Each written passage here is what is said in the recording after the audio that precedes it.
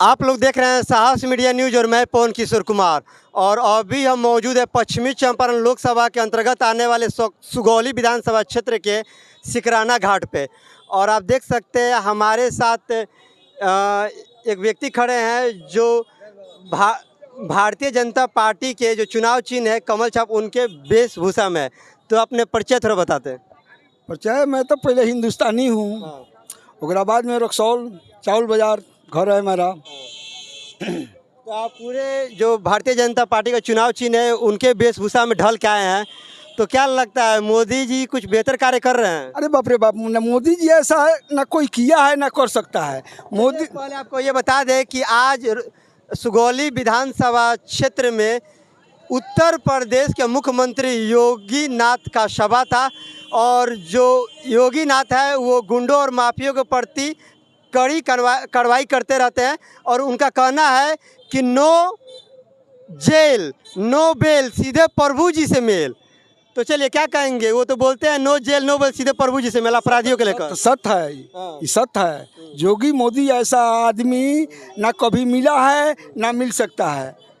देश हित में कौन से काम किए हैं कि मोदी जी नहीं किया है? ऐसा रोड तो हमको भी देखबे नहीं किया है। जो रोड यहाँ से रक्सौल तक ले आप जो जा रहे हैं, देश हित में देश हित में कौन सी हम बताएं आपको? राम मंदिर देखिए, 370 कश्मीर देखिए, कौन जी का है? कौन है सब? इन्होंने राम मंदिर की बात की।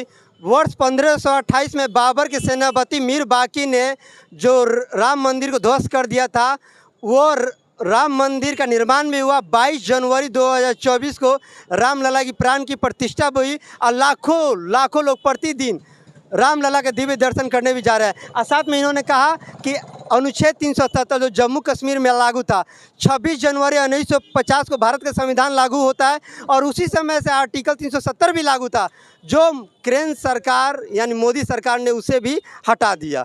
तो चलिए और लोगों से बात करें। क्या कहेंगे अंकल जी, आज उत्तर प्रदेश के मुख्यमंत्री योगी आदित्यनाथ जी पहुंचे हुए थे अपनी सभा को करने के लिए, कैसा लगा?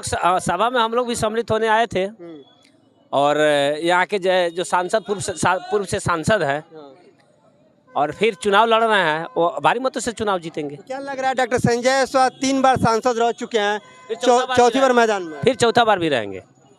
तो क्या नहीं लग रहा है इस बार थोड़ा स्थिति डगमडोल है? डगमग नहीं है, एकदम 100 का 100 फिर संजय जायसवाल आएंगे। चलिए और अंकल से बात करते हैं। क्या कहेंगे भैया, बेहतर कौन है पश्चिमी चंपारण लोकसभा क्षेत्र से? डॉक्टर संजय जायसवाल, मदन मोहन तिवारी? संजय जायसवाल। तो संजय जायसवाल ही क्यों? अच्छा काम किए हैं। अच्छा काम किए हैं। क्या काम कर दिए डॉक्टर संजय जायसवाल पश्चिमी चंपारण लोकसभा क्षेत्र में? ये है, बहुत ऐसा काम है, रोड है, हावी जावी है, सब देखिए ना। मोदी जी के नेतृत्व में देखिए कैसा काम किया है। यानी मोदी जी के नेतृत्व में संजय जायसवाल ने सड़क वड़क सब बनवा दिया है। चलिए और लोग से बात करेंगे।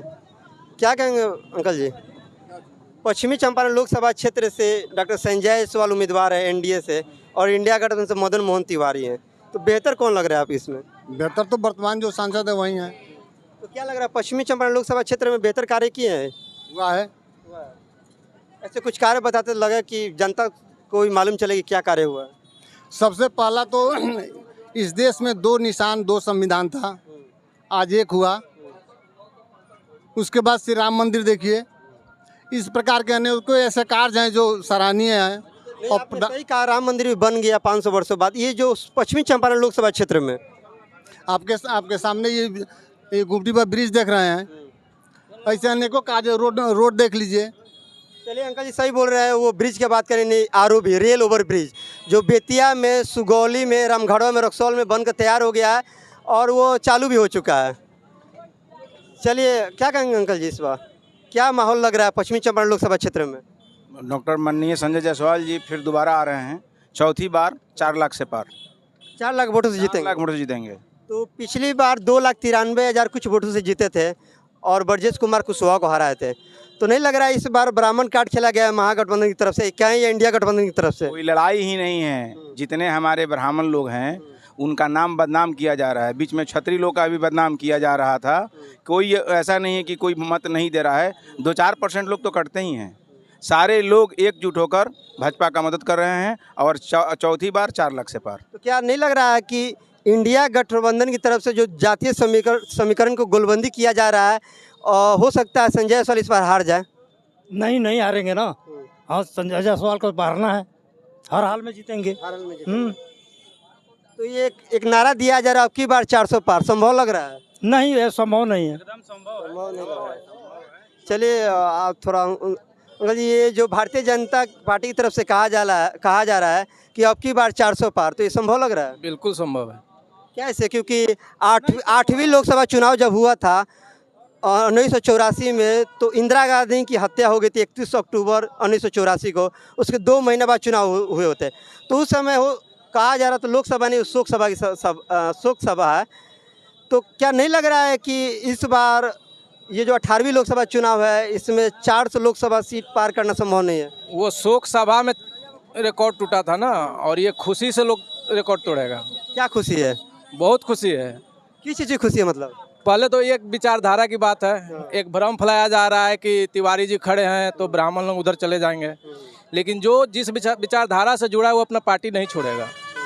और बीजेपी के विचारधारा वाले कभी भी जाति समीकरण से नहीं जाएंगे। यहाँ जाति समीकरण नहीं चलता है, यहाँ पार्टी का विचारधारा चलता है। कहा जाता है कभी कभी विकास पर जातिवाद भी भारी पड़ जाता है, क्योंकि ये है कि बहुत से लोगों में जातिवाद का अफीम है ना, नसों में भरा हुआ है। तो नहीं लग रहा है इस बार फिर पलटी मार देंगे? बिल्कुल भरा है, लेकिन चाहे कोई भी पार्टी को, चाहे इंडिया गठबंधन हो चाहे एनडीए गठबंधन हो, भरा हुआ है। जातिवाद का अफीम भरा हुआ था, लेकिन अभी ये नशा सबका उतर गया है। अब की बार ये काम नहीं आएगा। अब की बार निश्चित है 400 पार। क्या कहेंगे भैया, पश्चिमी चंपारण लोकसभा क्षेत्र में कौन आ रहा है इस बार?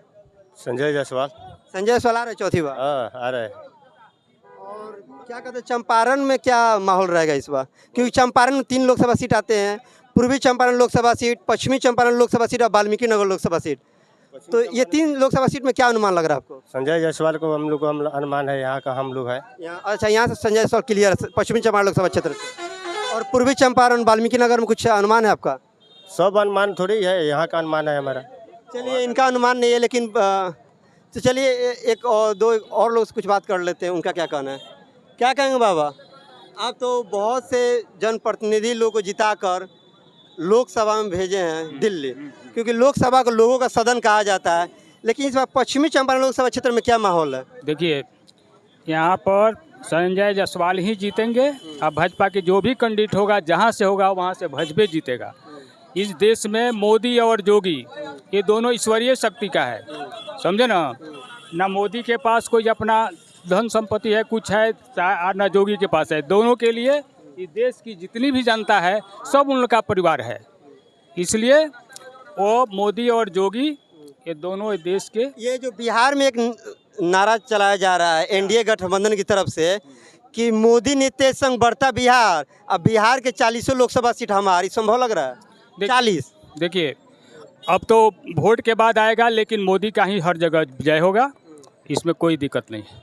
तो चलिए, आपने सुना कि केंद्र में मोदी जी सरकार तीसरी बार आ रही है, और मोदी जी ने भी कहा है कि तीसरा टर्म जब हम आएंगे तो देश हित में कड़े कड़े फैसले लेंगे, जिसमें उन्होंने अपने घोषणा पत्र में कुछ जैसे बताया है कि उन्होंने यूसीसी लागू कर देंगे, यूनिफॉर्म सिविल कोड लागू करेंगे, और साथ में भारत के 28 राज्य और 8 केंद्र शासित प्रदेशों में एनआरसी भी लागू कर देंगे। तो चलिए, हमारा सुगौली विधानसभा क्षेत्र से प्रयास कैसा लगा कमेंट में जवाब जरूर दे। समाज से बड़ा कोई धर्म नहीं।